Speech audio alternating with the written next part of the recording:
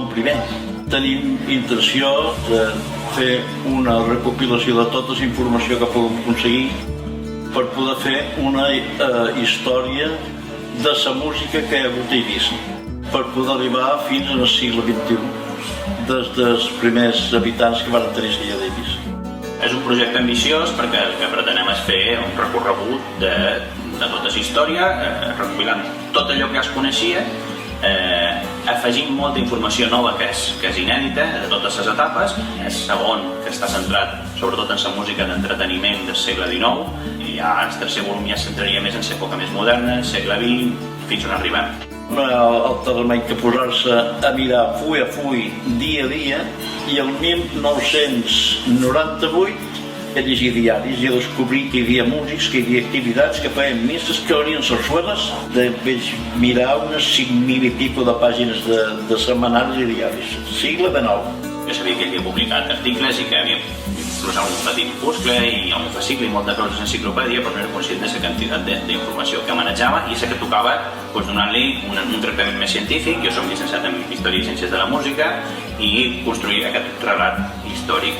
Me'n dava compte de que no hi havia ninguna figura púnica ni posterior que tocassin tambor i flauta, ni castanyoles, ni coses d'aquestes del nostre folklore.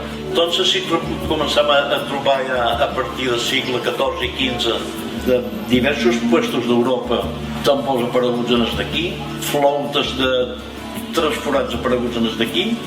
Això va servir llavors per altres investigadors a començar a qüestionar-se moltes coses i a desmitificar els nostres folklore, a buscar-li una base més científica.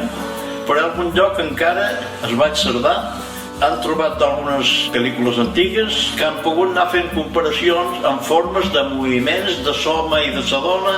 És a dir, posar un context ens ajuda a veure si allò que està passant a Eivissa és coherent amb allò que està passant a altres llocs o tenim diferències. També ho trobem amb les figures púniques, no? Que són els mateixos instruments que podem trobar a Grècia clàssica o a Egipte, no? És a dir, que ens situa en un lloc mediterrani molt coherent amb el que passava en el nostre entorn.